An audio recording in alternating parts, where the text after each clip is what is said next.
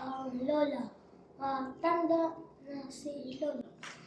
Maputi na ang kaniyang buhok. Kulubot na ang kaniyang balat. Ngunit malakas pa siya. Inaalagaan niya kami.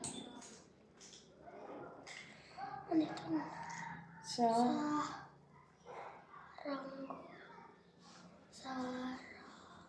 go. Saranggola. Gumawa ng laruan.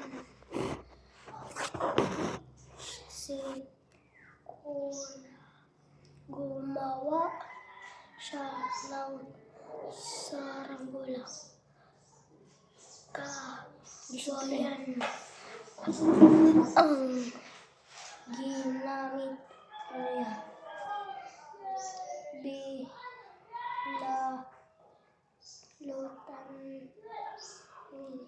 ng papel at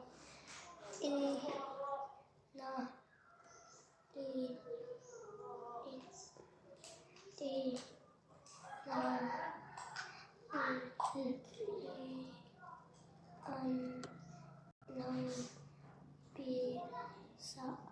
pisi. Pinalipad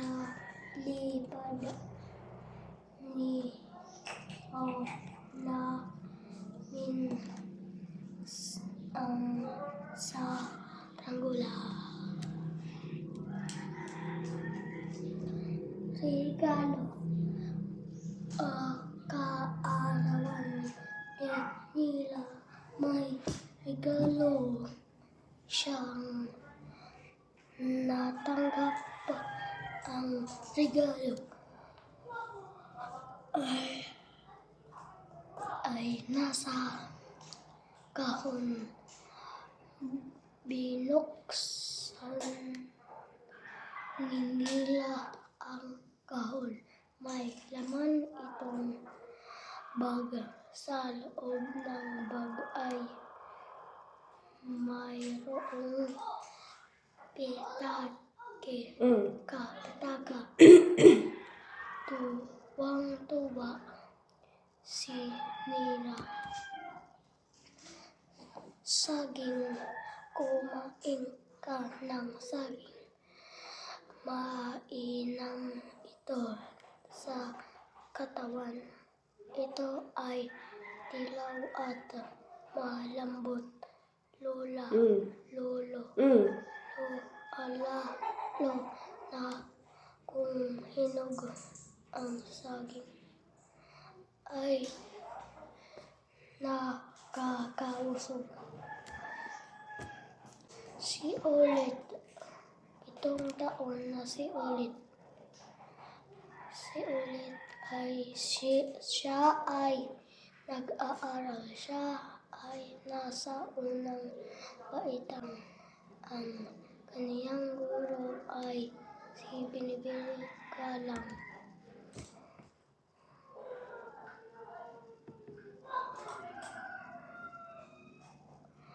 Kubo. Nakatira si Lito sa kubo. Ang kubo ay nasa tabi ng puno. Maraming sanga ng ang puno. Maraming bunga. Ito ang mga magulang ni Lito ay sina Bina at Aling Dina. Sila ay masaya sa kanilang kubo. Cellphone. Maya. Si Aya ay may alaga.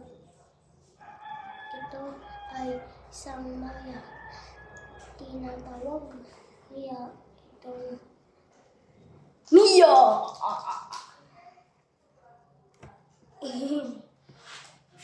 isang araw ay nakalabas sa hawla si Mia!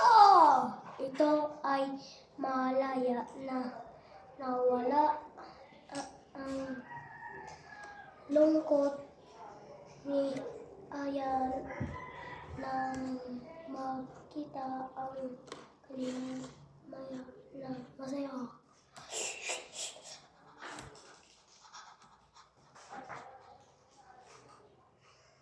Ako ay may alaga.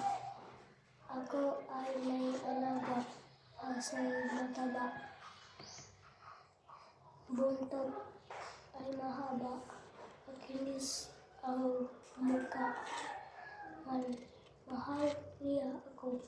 Mahal ko rin siya. Kaya kaming dalawa ay laging magkasama.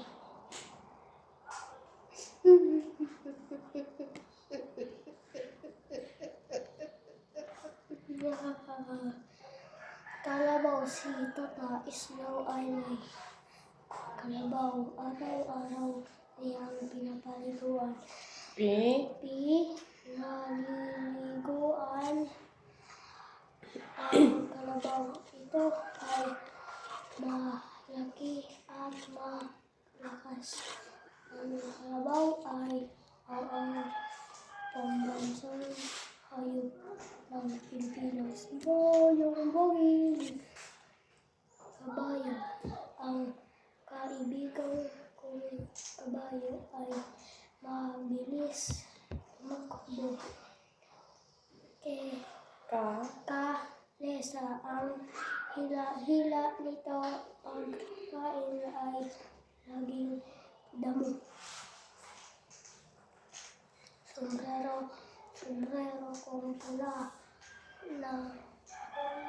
na biglang nawala. Naalala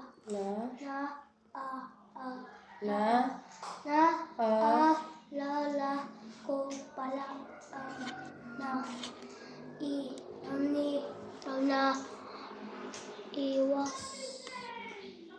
ang naiwan sa sala. Ito'y aking binalikan at aking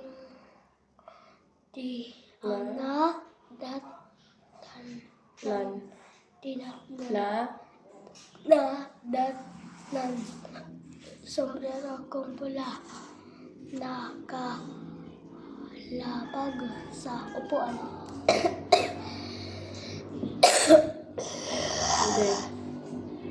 Nurse. Ako si Lisa G. Mendoza. Ako ay isang nurse. Ako ay nangangalaga sa mga taong may karamdaman. Kakapay ako ng mga doktor sa pagpapagaling ng mga taong may sakit. Ay, araw ng linggo bihis. Na bihis na nanay, tatay at ako kami ay pupunta kami sa simbahan. Pupunta sa simbahan kami ay mananalangin at magpapasalamat sa Diyos. Pagkatapos ng misa ay mamamasyal kami. Masaya ako tuwing araw ng linggo. Pesta ng bayan. May mga palamuti at musiko sa kalsada. Maraming bisita ang dumarating. Masasarap ang mga pagkain. Papaya, ito nagpapakinis. Utas lakay, tamis, kahit ang kulay nito may maitim na buto. Ito ay papaya, prutas na kaaya-aya.